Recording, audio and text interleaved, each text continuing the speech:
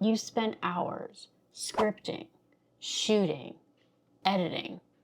You even picked the perfect story from your life, and you're feeling vulnerable and brave to have shared it. You hit publish, you're a little nervous, a little excited, a little scared, and then crickets. The view count barely moves, and you're like, I don't get it. I'm being authentic, I'm sharing a personal story.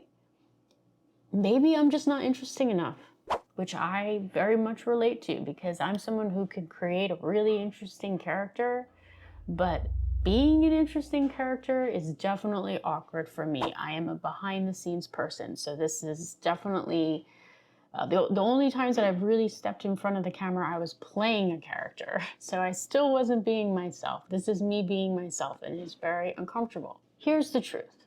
Your story is absolutely worth telling.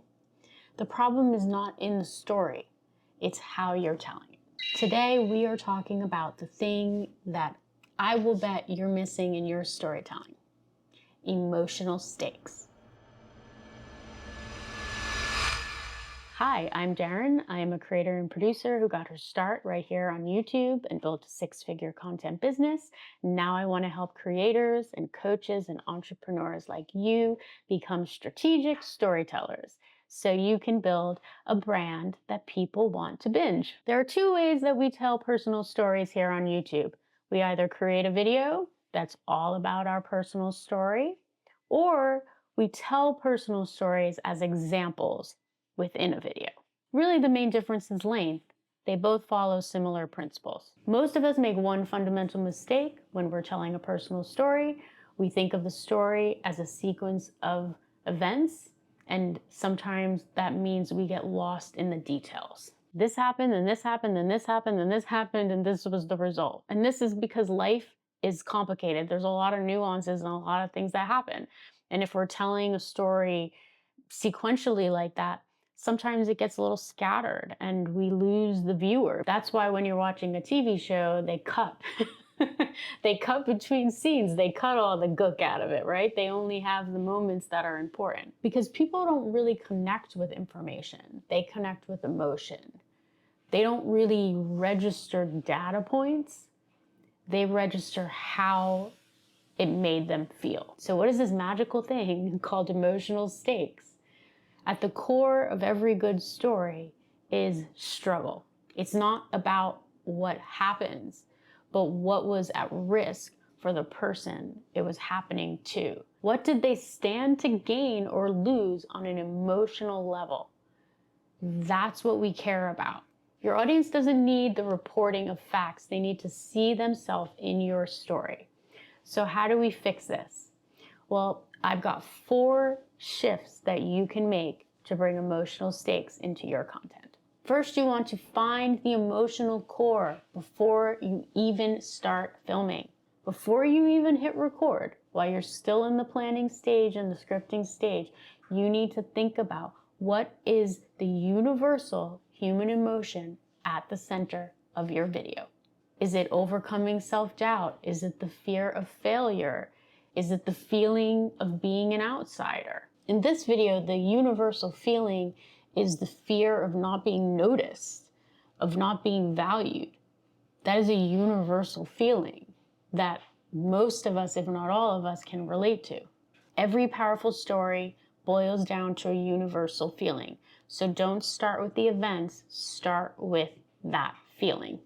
Once you have that, every single part of your story should be in service of illustrating that emotional arc. Shift number 2, ditch the timeline, follow the feeling. The next mistake that we make is telling stories chronologically.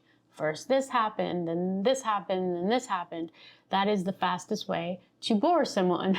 A story is not a to-do list, it is a journey of transformation centered around a core conflict. You need to find the moment of conflict, the turning point, and the resolution, and your story should be built around that. Stakes are incredibly important in a good story. If you do not have strong stakes, people will not care. So you need to think about what was at risk for you. What were you up against, both internally and externally? I'm reading a book right now that was recommended to me by Mike Bayer. He has a fantastic channel that you should all subscribe to called Old Me Living Better. It's an amazing channel. But he recommended this book right here, which I'm in the process of reading, which is a great book called How to Tell a Story. It's from The Moth, which is a very famous storytelling group.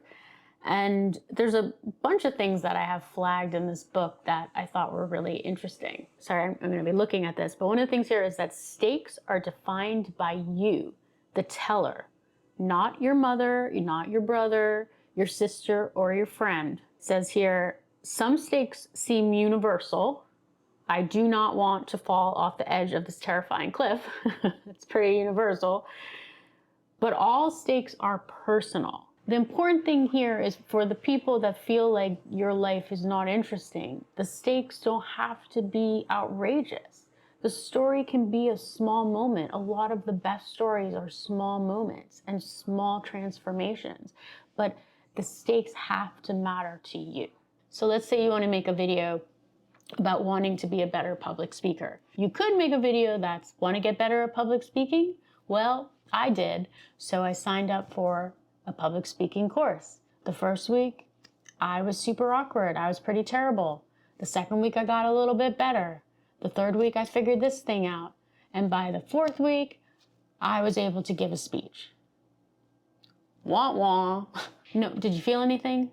No, because that was a report. There was no emotional stakes in that. Now let's build that around a feeling. Let's say the core emotion is fear and the transformation is confidence. Right? A better version would be, have you ever felt your heart pounding so fast that you thought that everyone in the room could probably see it?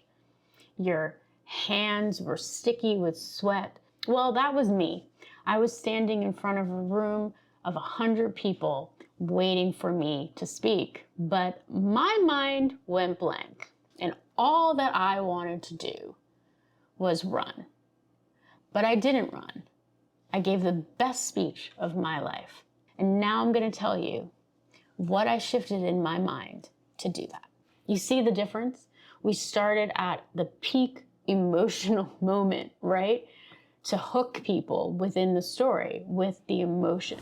Just pausing for 1 second, because if this is resonating for you, I have a free workbook that I would love for you to check out. It has 16 storytelling prompts that you can use to mine personal stories from your life and be able to use them in your content. It is totally free. I will pop the link in my description. The next shift that you should make is to use details that trigger senses. Show, don't tell is maybe the most common storytelling advice, but how does that work for YouTubers, right? Does it mean that we need to use B-roll?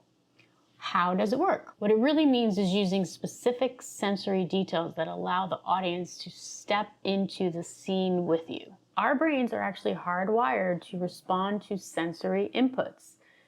Sights, sounds, tastes, feelings, textures. If you are someone who's ever done any acting, or if you haven't, one of the introductory exercises that you do in a lot of acting techniques is sense memory. And that is because senses are extremely powerful and they're really tied to emotions. So for instance, if I need to do a very emotional scene where I'm tapping into grief and I need to find that, then maybe I will find it by thinking about the smell of the hospital room that I visited when I visited my mother in the hospital, or maybe the texture of the blanket that she was wrapped in. Or maybe I think about vacations at the beach, right? And the sun on my face and the wind from the ocean, right? And maybe that gives me some sort of joy and peace, right? It's about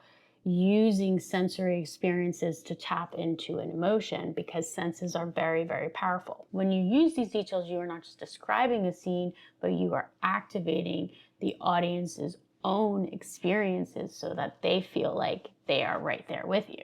And the last thing is to make the audience the hero, not yourself. This is incredibly important on YouTube. It is actually the key to YouTube.